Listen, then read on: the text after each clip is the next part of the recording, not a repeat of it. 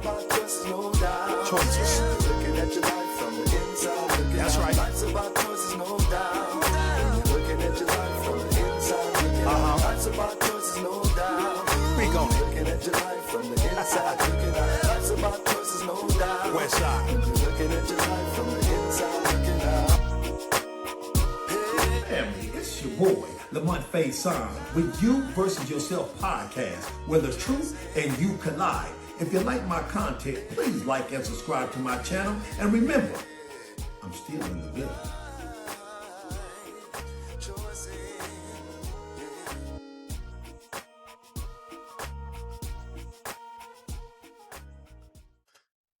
Family, it's your boy Lamonte Faison, and y'all already know I'm in the building with You Versus Yourself podcast, where the truth and you collide. Listen, we're going to be talking about women obey their husbands, part 2. This time, though, I bought my sidekick. I didn't just come on here for y'all to fire shots at me. I bought my man, Dr. Garner. Dr. Garner is actually a sports psychologist, a behavior manager, and trauma therapist, and the list goes on. My show is not long enough to start dropping all his degrees in education. But what I want you to know that we're going to have a serious dialogue today.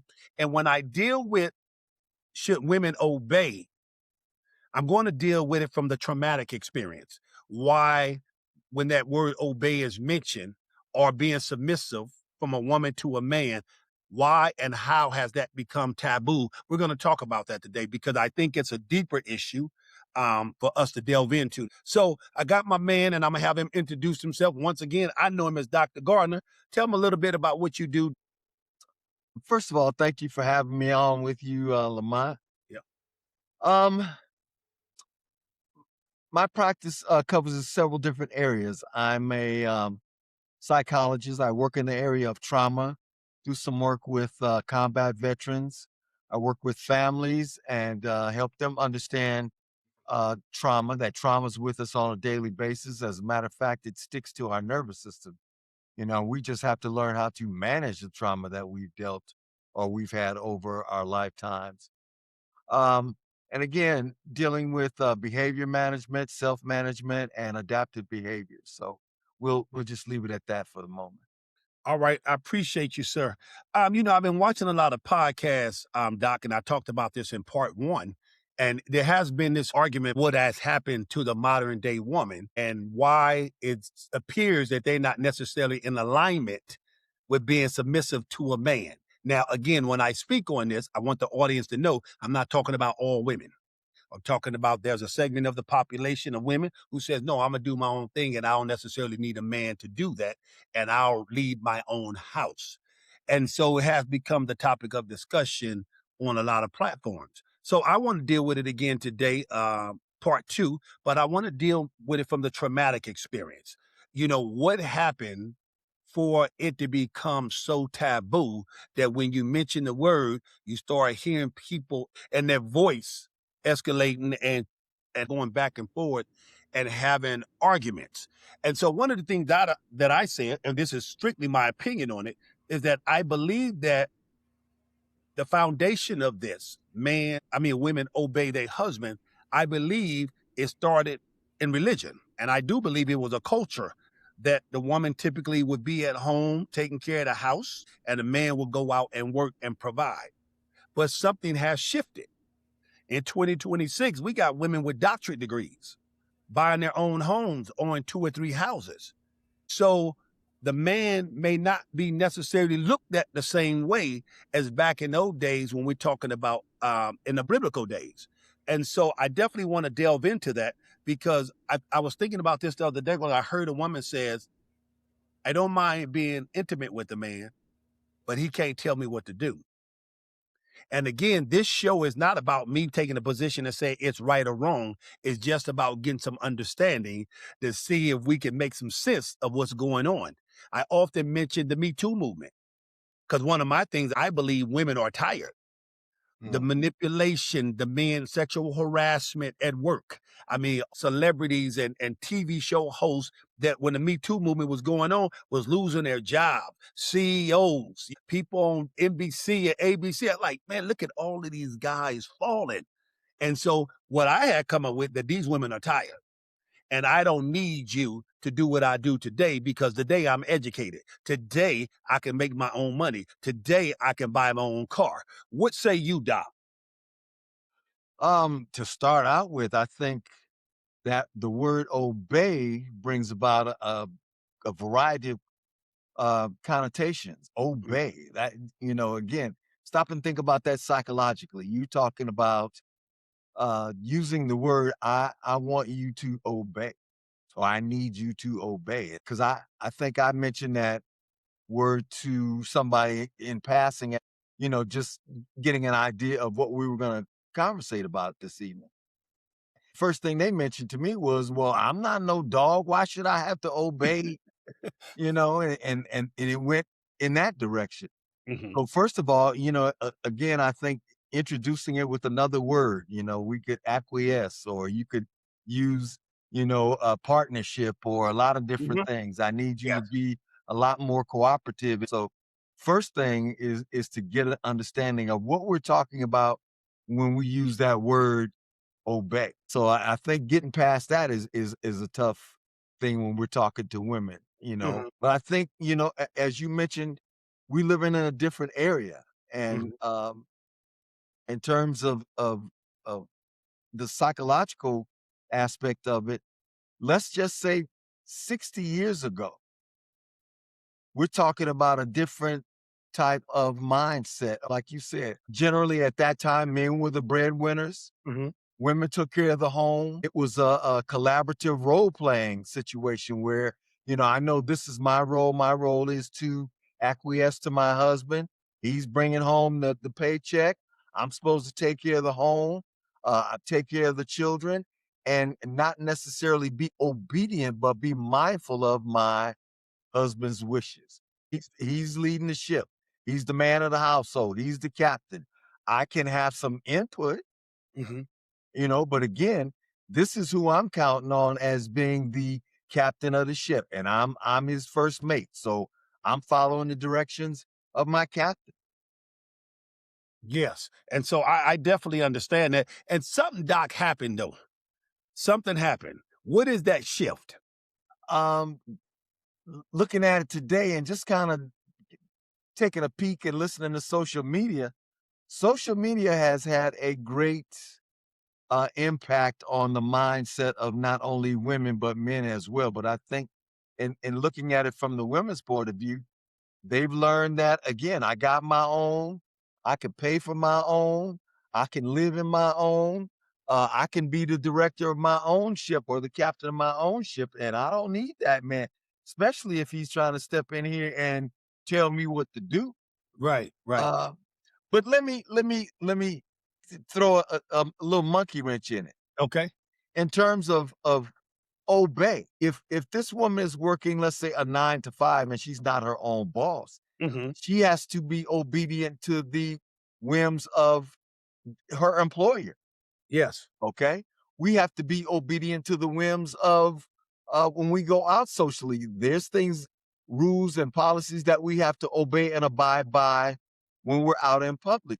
So I think, when we look at the word obey, again, it can mark a negative connotation. Hmm. But again, women, the the modern day woman, she has learned that she can function in her own capacity Hmm. and not have to have a man captaining her ship. She got her own ship, man. She Hmm. put her own captain's hat on and make it happen. Why that seemed like that's what's happening. What's interesting about this is that, I'm a domestic violence counselor.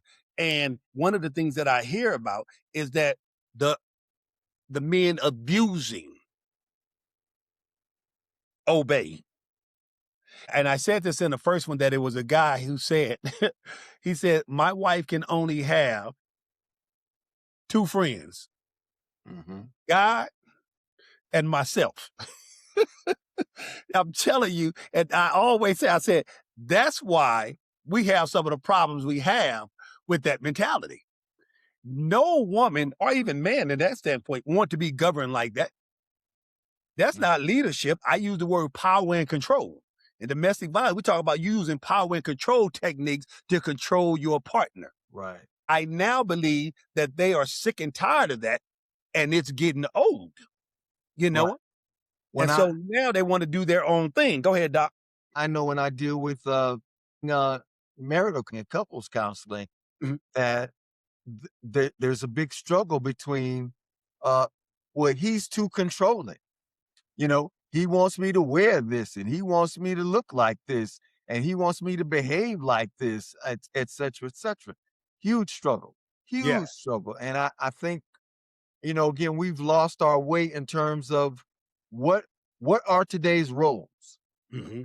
in a marital situation, a spousal situation. What are our roles? Because there's no defined roles today, Mhm. because we got men that are what quote house husbands. They're home taking care of the Yeah. home, and their wife is out being the breadwinner. And then Yes. we got 50-50 stuff going on. And then Mhm. we got, again, traditional, what is called traditional. The man is out as the breadwinner and the woman is at home caretaking. But I think a lot of it has to do with um, looking at it from the perspective of him telling me what to do, and it's looked at as he's controlling. Yes.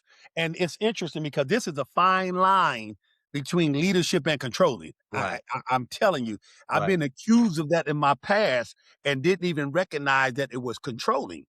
right, And when you're trying to find that medium to say, listen, my only goal is to make sure that I'm setting the vision for the home. And I'm definitely right, having that conversation.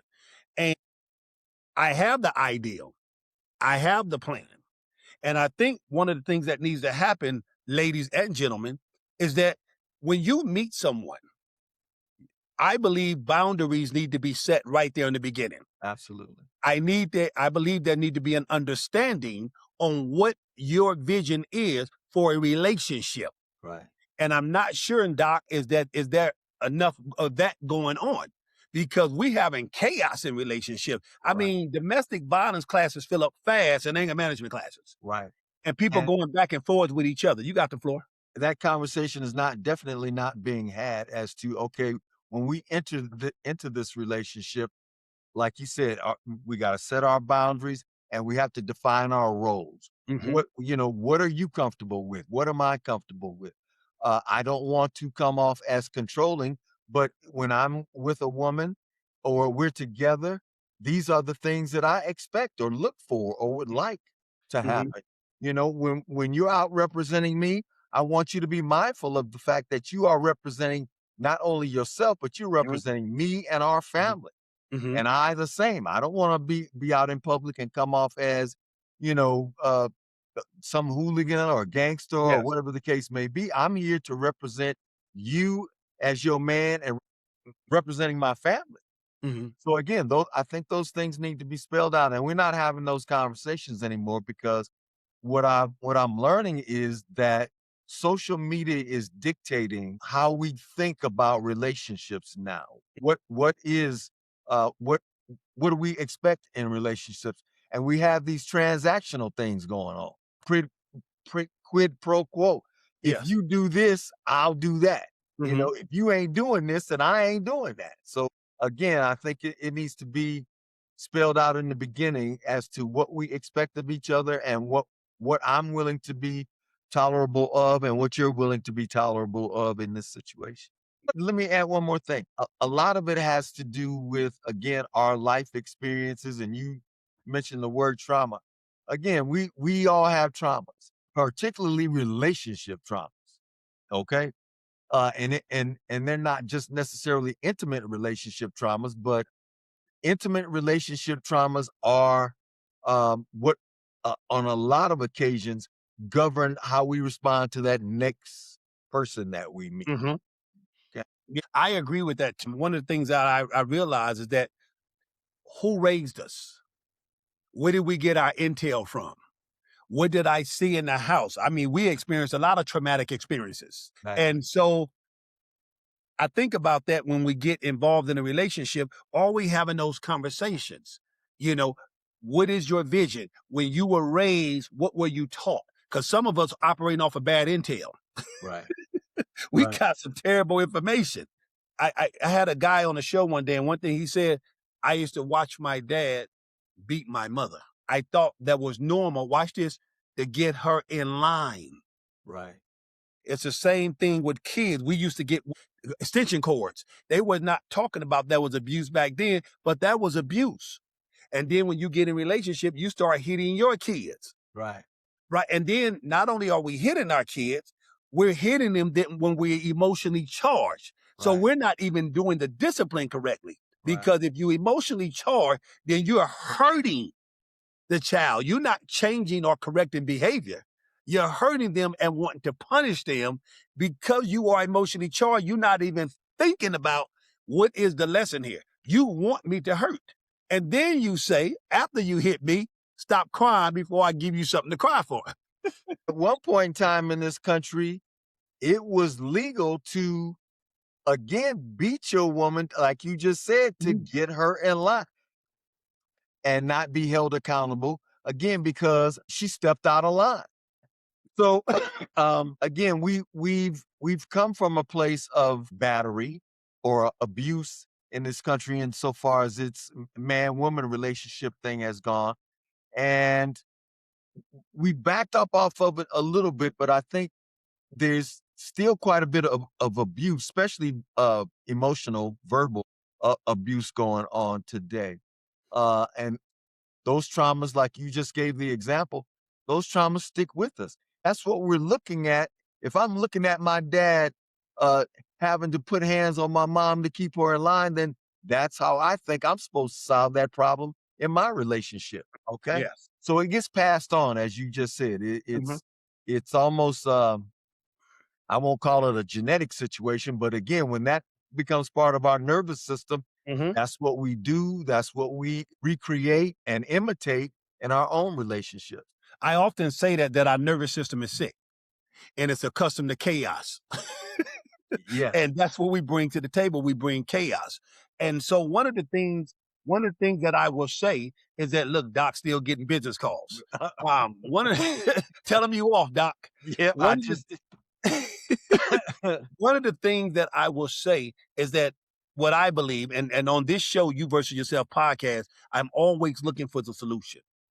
And one of the things that I believe is when we meet and we want to get into a relationship with somebody and we like somebody and we're courting them, I'm going to suggest that we start being authentic and being transparent about where you come from, what happened to you in your life. Have you ever been in trouble? Have you ever been abusive? If you're serious about having a good relationship the next time, then I think those things are necessary. The vetting process has to be a little bit more thorough. I even fell victim to that myself. I didn't vet like I should have. Exactly. Right? I didn't vet. And that's on me. That's nobody else. I take full responsibility for my not vetting properly or not long enough. You have to take time to get to know people. Are they known liars? I mean, you can get in a relationship and people start lying on you. You be like, man, none of that even happened. But I charge it to the person's traumas, their traumatic experiences in their life when they bring that stuff to the table. Well, wait a minute, where's that coming from? Right. That wasn't me. That was the other guy. Well, again, as we mentioned earlier, trauma sticks to our nervous system. It's forever attached, just as well as the positive things that happen in our lives. They're forever attached to our nervous system. And our biggest task is to learn how to manage that, trauma management. We have to learn when our body is put on alert. When we hear something like, again, when you hear that word obey, it's like, Triggered. We're immediately, and females, women are immediately put on alert with that word obey. Yep. So Go now, right into fight or flight. Yep. So once I'm put on alert with something, how do I back it down so now that I can hear that person and not just hear what I want to hear because I heard this word and my brain is going loop-de-loop because I heard the word obey, and this is what I recall from that word obey, and these are the things that came with that word obey. My traumas that are showing up now because of that one word alone. And again, when I deal with couples, the first thing I teach them is about that fight or flight system. You Hmm. know, how that works, parasympathetic nervous system, sympathetic nervous system, what happens when I'm on alert, how to control my breathing, control my processes so that I can actually sit down and listen to this person and not listening to respond, but listening to acquire information and to be able to respond appropriately. Absolutely. And I say again, and we teach a lot in class, is that we are responsible for our responses. Absolutely. I don't care what that other individual is talking about, what they do. If you get triggered and then you begin to get aggressive, you're gonna see me in jail teaching the class because we teach it in the jail. So we are responsible for our responses. And the other thing that I want to say is that it's not the other individual that's triggering me. No. It's that thing that's within you, that underlying thing, that trauma that you have experienced, that is you. That's not them. And you Right. haven't resolved that issue from the inside yet. And Right. that needs to be the focus. That's why I say, I believe that all of us, not some, I believe all of us be in some type of premarital counseling and getting good intel so we can come in at least with a fighting chance for these relationships. 57% divorce rate is ridiculous. That's more than half of the people, and Right. that's including the church. Well, I'm of the mindset that we could use some therapy just in general on a Mhm. regular basis, again, to help suppress those things that arise in us when we're put on alert. Again, to continually learn management skills, continually understand, again, how our alert system works, how our fight or flight system works, so that we can be in much better control of ourselves. Again, because we are responsible for our responses. It doesn't matter, you hear people say, well, he did it and they made me get angry. And no, you have the opportunity to choose. I liken the example of there's three of us and we getting ready to ride a roller coaster. Mhm. I'm that dude. I don't like roller coasters. Me So neither. when the roller coaster start, man, I'm hiding and ducking all up under the thing. And the second person, they're neutral. They can sit there and ride the Yeah. roller coaster and be cool. And that third person is that person that's jumping up and down. You got to make them sit down and strap in because they're excited about it. The stimulus that all three of us are receiving is the same. Each one of us has an opportunity to respond to that stimulus how we are used to responding to those types of stimuluses. And it basically gets down to that. We have a choice. Now, we can either learn better how to control our responses and make our responses appropriate to the situation or not. And it gets neurologically, it gets down to simply that thing because whatever the stimulus, whether it be something joyful or something not so joyful, our heart rate is going to go up. Our galvanic skin response is going to be the same. Our blood pressure is going to rise, whatever it is. And it's our perception as to how are we perceiving how we look at it. Yeah, that's important because I often talk about our perception of a thing. And that's typically what governs our responses, how we see a thing. And that's the same thing in these situations. One of the philosophies we use in domestic violence is William Glasser and choice theory. And we always want to put the responsibility on us and not be a victim Right, as if I don't have any choices. right, I had a choice before I hit you. right, I got kicked out of the Marine Corps at 19 years old. I had a choice not to walk across the pavement and hit the guy. So we use something called second thought, which is thinking before you respond or react to a situation, looking for the best possible outcome or solution for that situation or event.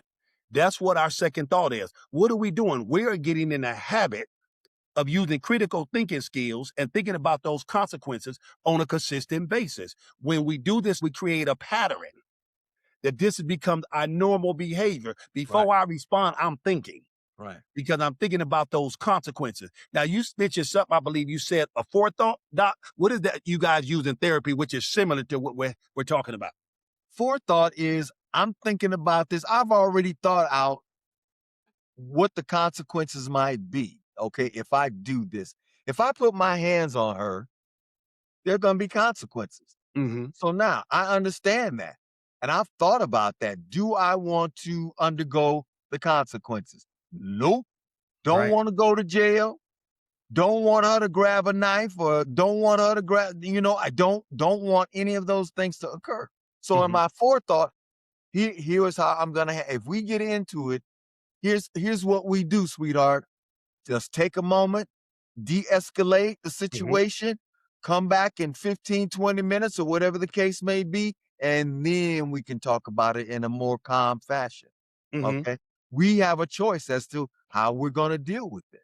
Yeah. Now, if I'm head of household, then I want to convey this to her. Look, things are going to come up. We're going to have disagreements. So let's sit down and plan out how we are going to deal with our disagreements, or if we get up in our feelings about something, how are we going to handle this? Here's Yes. how we handle this. If you don't want to talk right now, I'm going to give you some space. I'm going to go out in the garage and play with some tools or something and come back later. If I need some space, I'm gonna let you go in the kitchen or wherever you need to go to do some knitting or whatever the case may be. Then we convene back together and then we resolve the problem, because it's very, very difficult to resolve the issue when you're in the heat of that fight or flight moment. Yep. Mm-hmm. Very important. The other thing I want to add to that is that when we reconvene, and I want to make sure, because I'm often asked, how do you reconvene after you guys been emotionally charged and having these issues? The way you reconvene is that you don't come back in demanding. What do I mean? If I'm going in and I'm getting ready to have a conversation with my spouse, I'm not going to show up and say, we need to talk. That's not how I'm going to approach it. Right. My approach would be, babe, is this a good time to talk? Right. You see what I'm doing? I'm giving her the option. She may say no. And if she says no, no problem. Let me know when it's good for you. And I would like to have a conversation. I'm giving her options. I'm not demanding. I'm not telling her this is what we got to do and we got to do it now. You want to set yourself up for success. Remember, most people do not want to be controlled, especially after you had a heated argument. So again, when I approach, I'm asking. I'm not demanding. Is this a good time to talk? Can we have a conversation? And then, like Dr. Garner talked about, when it's time to listen, I need to listen to understand as opposed to listening to respond. We're trying to de-escalate the situation. So remember, it's not you and I against each other, it's you and I against the issue. And that should be the main focus. The other thing to be careful of is going back in time. I call it the rearview mirror effect. What is the rearview mirror effect? You're going all the way back to 3 weeks talking about what I did. and we're in the moment having a conversation. If something happened that you did not like, that needed to be addressed, you probably should have had that discussion at that time or somewhere in that time frame. We have a 48 rule in domestic violence. If you need to take the 48 hours because it's so emotionally charged, then by all means, but certainly not 21 days later, because now we're playing whataboutism. Well, you didn't wash the dishes. Well, you didn't either 3 weeks ago. Again, now we're attacking each other and hominem attacks. All right? I think Very it's also important. So that's my solution. Go ahead, Doc. I think it's important too, as you reconvene, that me individually, I want to know from you, what can I do in order to get better at this communication? Or what did I miscommunicate something? Or again, I want to know what I did that I can resolve or that I can do better or work on, instead of pointing the finger as to here's what you did and I didn't like when you did. And I would hope in modeling that she would do the same thing. Okay, here's what I can do in order to help resolve the situation. Again, we're not pointing fingers and playing the blame game on each other. Yes, and that's what You Versus Yourself podcast is. It's about solution and being solution-oriented. I want to thank my guest today. Dr. Garner is in the building. I always appreciate his knowledge and his wisdom. So Can I do a shameless plug? Sure, absolutely. Go ahead. Just released a book called Golf Therapy in Las Vegas, and it entails therapeutic practices and principles using golf as a metaphor. You don't have to be a golfer. You don't have to actually know anything about golf, but you will learn something about golf along the way. So again, golf therapy in Las Vegas. Okay, I'll put that in the link at the bottom when the show posts, okay? Okay. So I appreciate you, Doc. Congratulations on the book. And remember, this is your Lamonte Faison, and I am in the building, You Versus Yourself podcast. And remember, being calm is cool. Is cool.